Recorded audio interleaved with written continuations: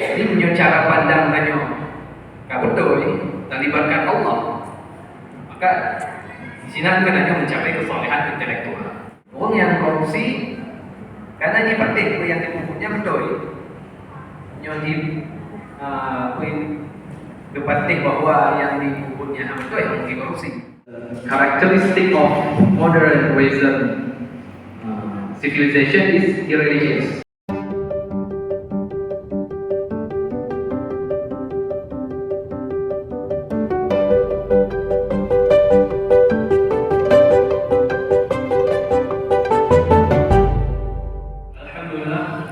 Insyaallah pada malam 14 Ramadan ini yang akan memberi ceramah yaitu dilakukan oleh Ustaz Bani Hidayat dan juga yang mengimami salat tarawih dan witir yaitu Ustaz Hidayat. Pada Ustaz kami persilakan untuk qauli hadza. Assalamualaikum warahmatullahi wabarakatuh. Assalamualaikum warahmatullahi wabarakatuh. Alhamdulillah al-mazkur bi lisan المشكور على كل إنسان خلق الخلق ليعبدوه واظهر لهم آياته ليعرفوه وهو ذو الفضل العظيم والخير الواسع العميم أما بعد اللهم صل على سيدنا محمد وعلى آل سيدنا محمد أعوذ بالله من الشيطان الرجيم بسم الله الرحمن الرحيم يا أيها الذين آمنوا ادخلوا في السلم كافة. Sadaqallahu. Alhamdulillah, kurang-kurang teman-temanku, ayah-ayah dan mama-mama kamu, jamaah sholat tarawih yang dirahmati Allah. Alhamdulillah, puji syukur kita panjatkan kehadirat Allah Subhanahu wa taala yang kami kita nikmat sehingga kita dapat hadir melaksanakan ibadah pada bulan suci Ramadan ini. Dan salawat dan salam kepada Nabi besar junjungan Nabi Muhammad sallallahu alaihi wasallam telah demi kita umatnya dari zaman jahiliyah ke zaman Islamiyah. Izinkan Tuhan pada kesempatannya tanpa maksud menggurui untuk menyampaikan sedikit ceramah mengenai kesalehan ritual dan kesalehan intelektual.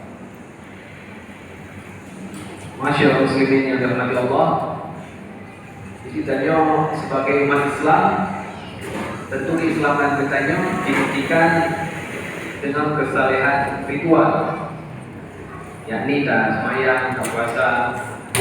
Ini nyatanya tak mengaku Islam tapi tidak jalankan ritualnya berarti Anda sah Islam lainnya.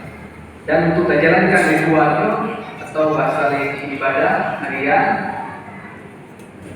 tentu tidak sempurna kita jalankan sekedar nonton. Jadi harus sampai tingkat kesolehan.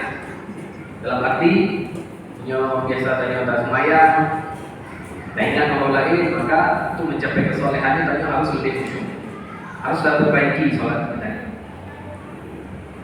Sehingga ketika ibadah ritual tanya yang betul, maka apa yang Allah katakan dalam Al-Qurannya akan berefek ke diri tadi. Allah berfirman, Bismillahirrahmanirrahim, Inna sholata tanha 'anil fahsya'i wal munkar. Salat itu dapat mencegah perbuatan keji dan munkar. Yana orang sembahyang tapi tetap masih tetap sembahyang tetap. Di sembahyang di puasa aja tapi masih ada lagi. Itu karena memang salat ini anjur mencegah diri dari perbuatan keji dan munkar. Berarti yang salah dari cara sembahyang. Allah katakan dalam surat Al-Maun, "Wailul lil musallin." Celaka bagi yang sembahyang. Alladzina hum fi sholatihim sahun. Alladzina hum an sholatihim sahun. Orang yang sembahyang tapi lalai dalam sembahyang. Jadi untuk menjalankan ritual atau banyak harus soleh, harus soleh untuk terasakan nikmat, terasakan pengaruh dari ritualnya, dari ibadah. Kemudian khawatirnya kesolehan intelektual, yaitu kesolehan dalam hal berpikir.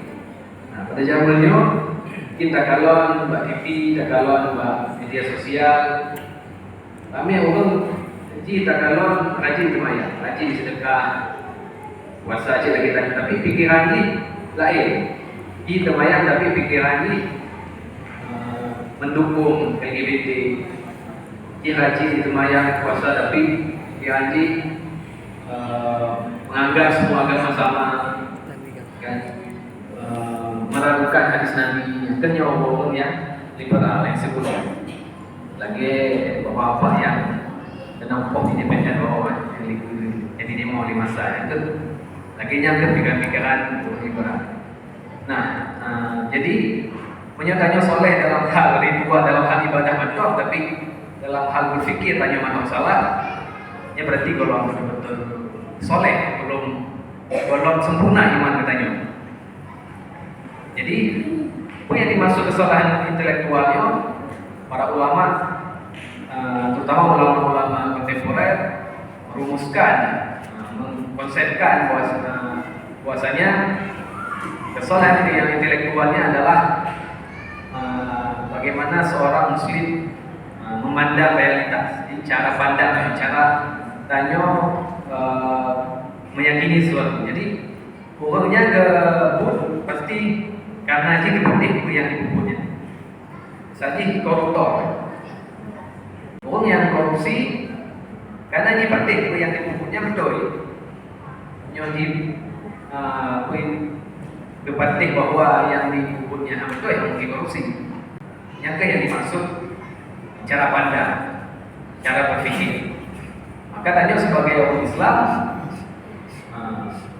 dalam hal berpikirnya ukurannya adalah Allah Subhanahu Wa Taala.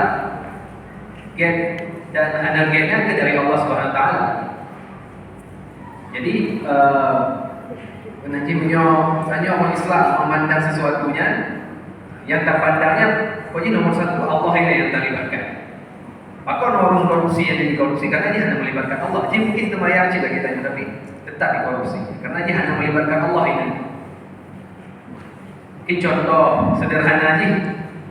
Saja tanya tak buka puasa, tak buka puasa, tapi kita makanan ini ada rumah, itu program, nasi kambing saja.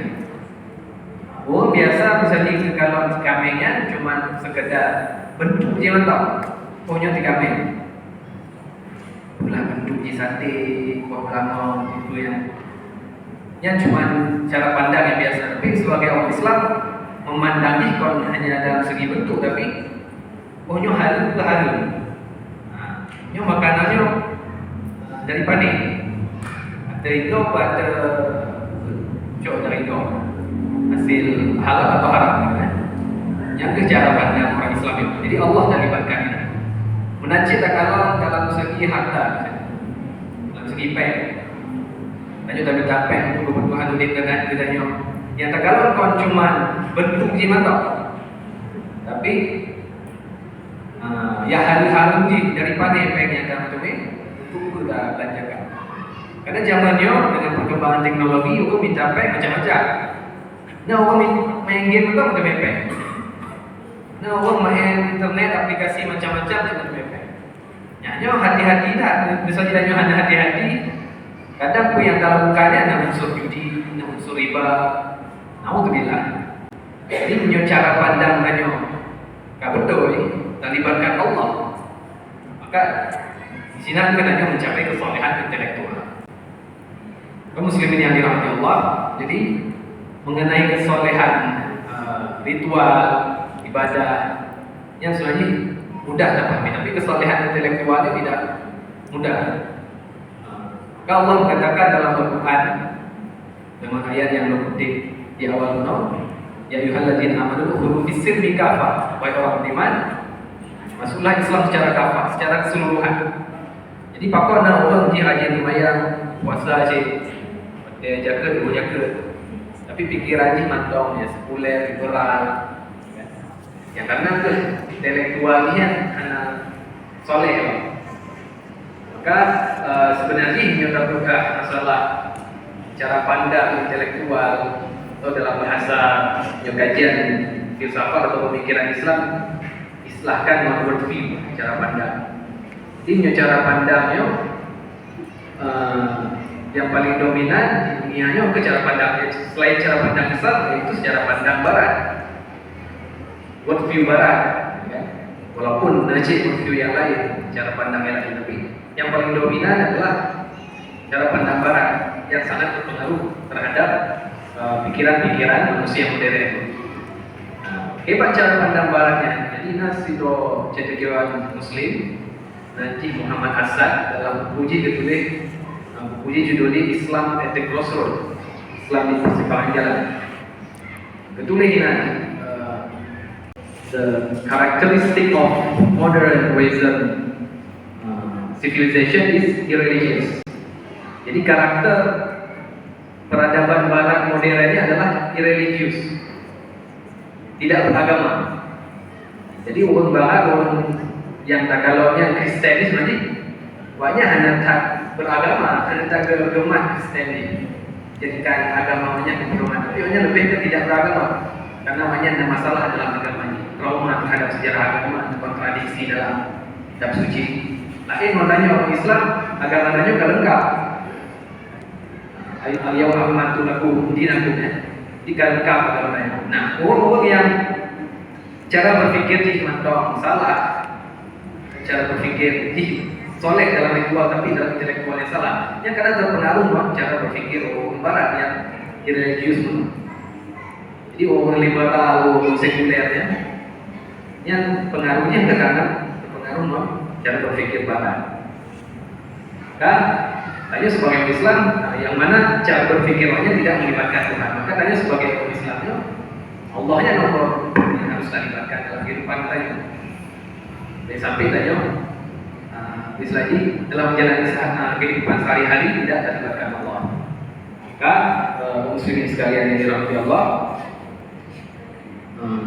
makanya dipegang oleh Imam Syafi'i, ya, al-ilmu nurun wa nurullahi la yudali 'asi. Di ilmiahnya cahaya Allah dan cahaya Allahnya akan turun kepada orang yang masih. Jadi untuk tak capai kesolehan intelektual, ucapannya harus tak penuh ilmu agama dari ulama-ulama. Ini dalam sebuah ayat juga fa'lam annahu la ilaha illallah. Tapi lah bahasanya tiada Tuhan selain Allah. Jadi untuk tahu mencapai tauhidnya tanya harus fa'lam. Fa'lam itu kata-kata alimah, ilmu, harus berilmu.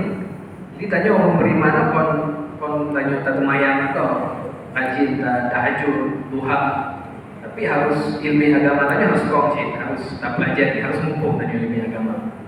Jadi supaya tanya capai kesolehan ritual, rajin tak ibadah, harus tak mumpung cik. Itu yang kita baca dalam kemayannya harus mumpung. Jadi sehingga cara berpikir tanya pihak terpengaruh cara berpikir orang-orang kafir. Jadi semoga tanya mendung dalam kesempatannya dalam momen bulan suci Ramadannya kita perbaiki sama-sama kesolehan ritual tanya, kesolehan tanya dalam ibadah. Dalam bulan suci Ramadannya Allah ibaratnya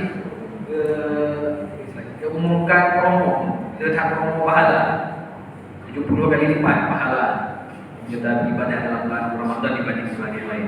Belum yang kita capai malam Lailatul Qadar. Makanya harus betul-betul momennya dan tingkatkan kesolehannya. Nanti dalam masalah intelektual kan harus ditanya baca-baca kitab, belajar dari para ulama dan tingkatkan bimbing agama. Ini sekian yang Tuhan sampaikan, lebih dan kurang maaf. Wabillahi taufiq hidayah wa ridha wa inayah. Wassalamualaikum warahmatullahi wabarakatuh.